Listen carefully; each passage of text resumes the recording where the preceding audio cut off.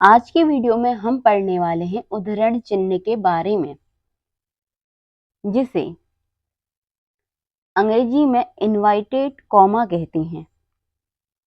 उद्धरण चिन्ह दो प्रकार के होते हैं। एक हरा उद्धरण चिन्ह सिंगल इनवर्टेड कॉमा कहते हैं और दूसरा होता है दोहरा उद्धरण चिन्ह, जिसे हम इंग्लिश में डबल इनवर्टेड कॉमा कहते हैं। इसको एक हरा उद्धरण चिन्ह को कुछ इस तरीके से चिह्नित किया जाता है और दोहरा उद्धरण चिन्ह को कुछ इस तरीके से। अब जानते हैं एक हरा उद्धरण चिन्ह लगाते कहाँ हैं। इसका जो सिंबल होता है वो कुछ इस तरह होता है, 6 और 9 की तरह कुछ इस तरीके से।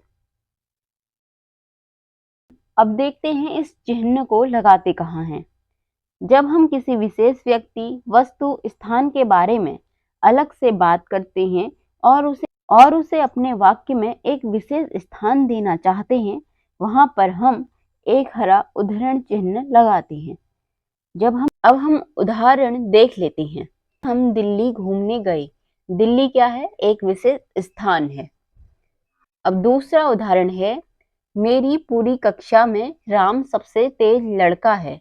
राम क्या है? एक लड़का है। तो यहाँ पे हमने क्या लगाया? सिंगल इनवर्टेड कॉमा, यानी एक हरा उद्धरण चिन्ह। अब तीसरा उदाहरण है, मेरी सहेली एक डॉक्टर है। डॉक्टर क्या है? उसकी विशेषता है। तो हम किसके लिए लगाते हैं एक हरा उद्धरण चिन्ह? किसी व्यक्ति विशेष के बारे में। व्यक्ति विशेषता क्या है? वो एक डॉक्टर है।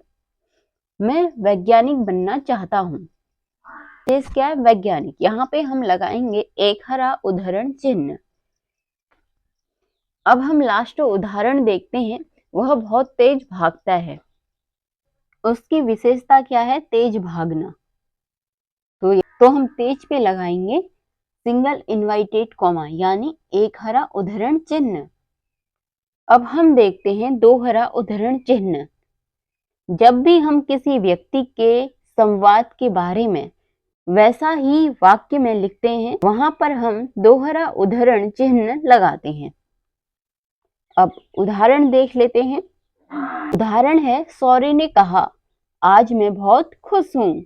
तो यहाँ पे क्या है? आज मैं बहुत खुश हूँ, ये उसने कहा, तो हम यहाँ पे लगाएंगे डबल इनवर्टेड कॉमा, यानी दोहरा उद्धरण चिन्ह। अगला उदाहरण देखते हैं। मेरे दोस्त ने कहा, मैं बहुत तेज पढ़ सकता हूँ। मेरी माँ ने कहा, तुम बहुत अच्छे हो। अगला उदाहरण देखते हैं। मेरे दोस्त ने बताया, कल मेरी परीक्षा है।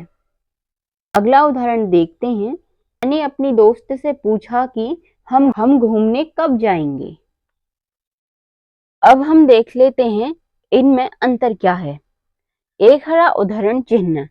एक हरा उद्धरण चिन्ह एक विशेष शब्द के लिए प्रयोग होता है और दूसरा अंतर ये है, चिन्हों की मात्रा एक एक होती है। अब दोहरा उद्धरण चिन्ह में क्या अंतर है देखते हैं। दोहरा उद्धरण चिन्ह पूरे संवाद के लिए प्रयोग होता है और इसमें जो चिन्हों की मात्रा होती है वो दो दो होती है। अब आपको ये टॉपिक समझ में आ गया होगा। आप